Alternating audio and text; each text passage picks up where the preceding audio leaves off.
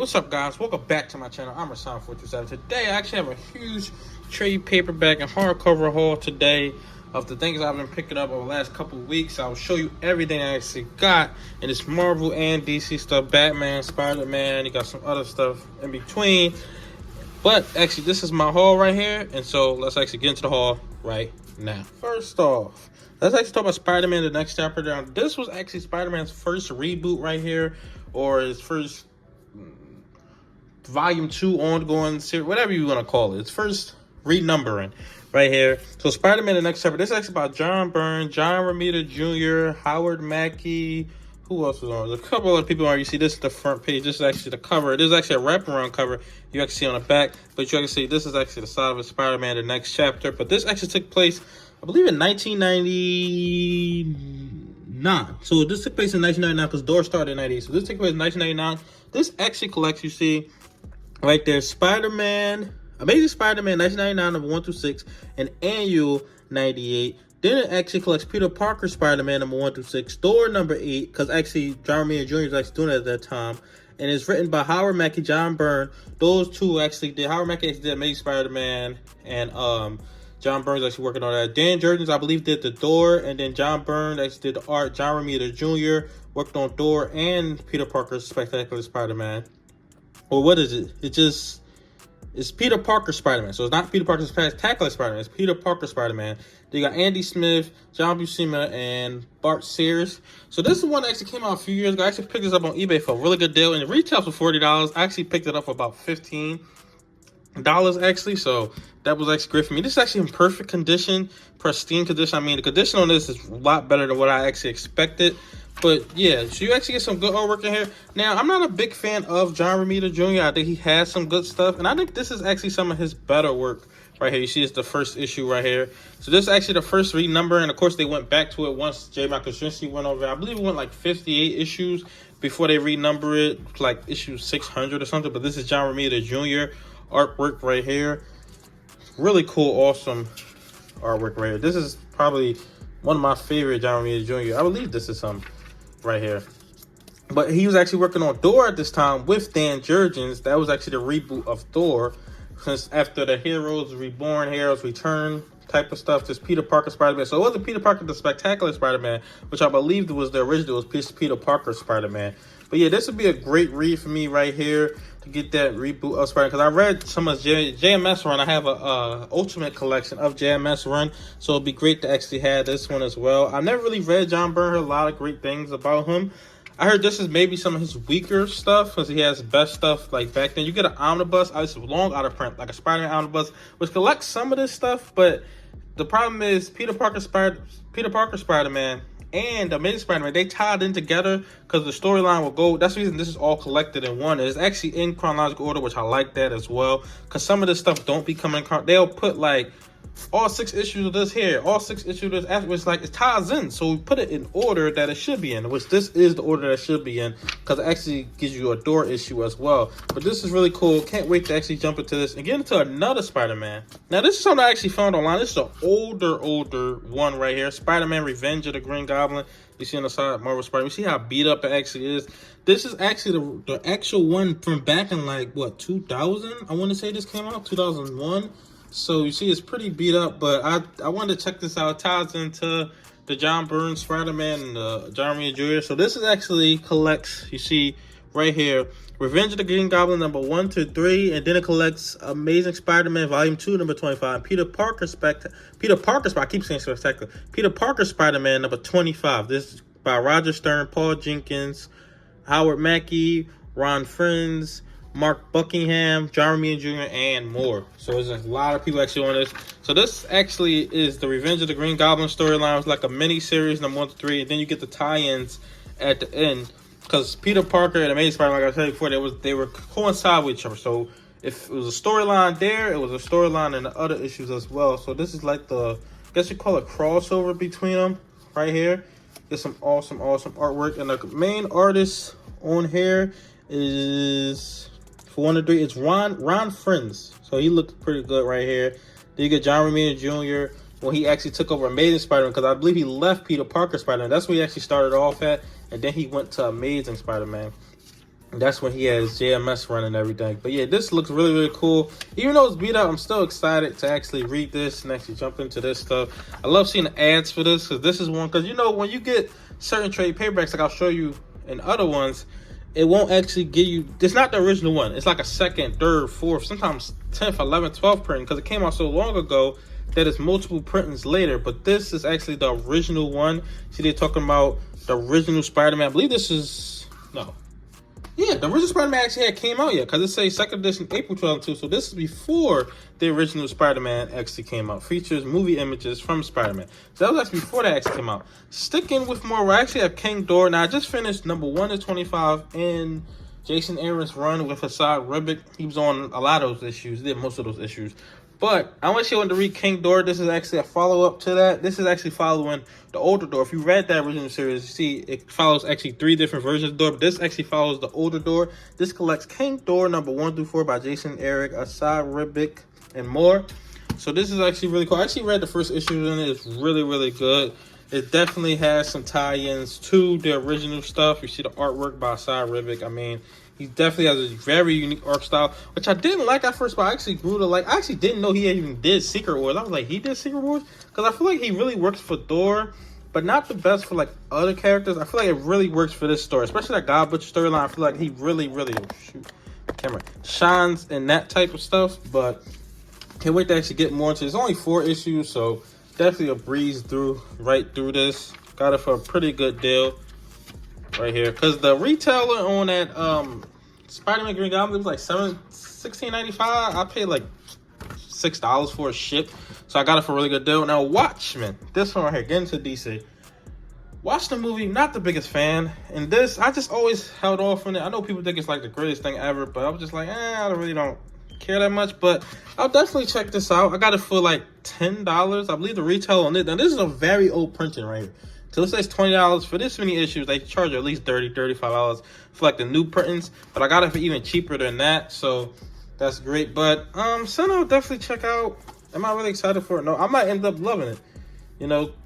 But just something I'll definitely have to check out and see how I actually feel about it. But it's something that I definitely was just like, I don't really need to read that. But for the deal I seen it on, I was like, you know, I'll pick it up and I'll get to reading it when I get to reading it. But yeah, people say it's the greatest thing.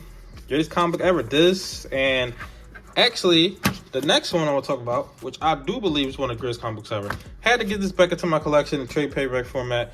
Batman: The Dark Knight Returns. This is actually 30th anniversary edition right here. I believe this is 2014, because it came out, no, it came out 87, I don't know, 86 is when it came out. But you see that iconic shot you see on the side of it. That's awesome. And this actually retails, I picked this up for $8, $20.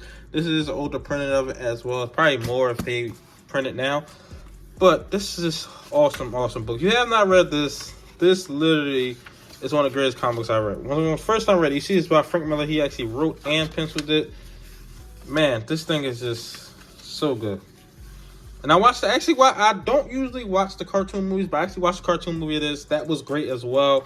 But yeah, it's definitely based on the Ben Affleck Batman, older Batman, retired Batman, alternate universe. There were sequels to this. I actually never read any of the sequels. I heard they're terrible, but I wouldn't know because I haven't read them. So I have to read them for myself to, you know, really know if they're that awful or not. But, I mean, is it, I believe as good as this? No. But I definitely got to get to the sequels. It's crazy. I never even thought about actually reading the sequels to this. Because actually it's Dark Knight 2 and Dark Knight 3, and then it's Dark Knight Strikes Again. So I think it might be 3 more, or one of them might have been Dark Knight 3, Dark Knight. I know it's a Dark Knight Strikes Again. I know that for sure.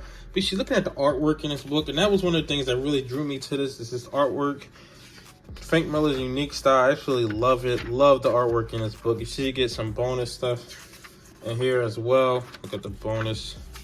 Get some write-ups. You get the 10th anniversary edition. Cover Golly, Warner Books. Just awesome, awesome right here. Definitely one that you should check out. Getting into more Batman. One of the best Batman stories, which I haven't read. Batman: A Death in the Family, the groundbreaking classic. Now, it actually come with 2 different stories. I didn't know this when I actually bought it. Jim Starlin, Marv Wolfman, Jim Aparo, George Perez. Batman: A Death in the Family. You see on the back, this actually collects See right there. Batman number 426 to 429 and 440 to 442. The new Teen Titans 60 to 61.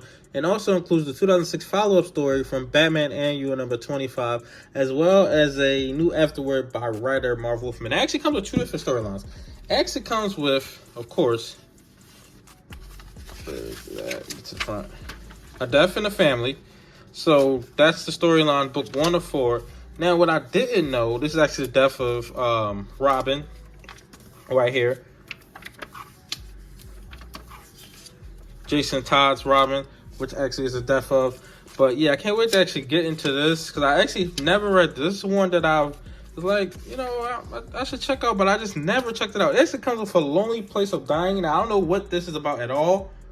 I didn't even know it actually came with it. I know it just came with Death in the Family, but because it comes with 2 different stories, this is the follow-up storyline to A Death in the Family. Now, if you don't know, that it was like a poll to where they asked people, did they want Robin to die, and it was voted on that Robin should die. Now, this actually leads into Red Hood and all that other stuff, but this actually has Teen Titans tie-ins and stuff like that, because it was a mini-series as well.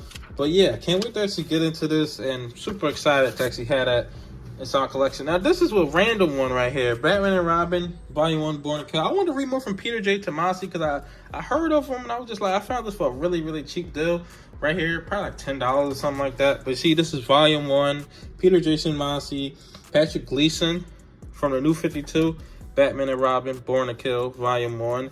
And you see right here, this actually collects Batman and Robin number 1 through 8 from the New 52. And there's actually a whole omnibus on this. I was like, do I want to pick up just the whole omnibus? But you know what? I just pick up the trade. It's super cheap. You see it has things on it and stuff like that. But it's super cheap. Just want to read it. That's what it's all about, just for me personally. I like Patrick Gleason art. Is he one of my favorites? No. But I like his art. I really enjoyed it. I think it's pretty good. But not really one of my absolute favorites. You get Damian Wayne, who I really enjoyed inside this book. I actually really, really enjoyed Damian Wayne. More than I would have thought. Before this, my favorite Robin was probably Dick Grayson, to be completely honest. Like, I'm not a big Robin fan, but after this, I would definitely say this definitely got me excited for James Gunn movie, because I believe it's going to be based off of this.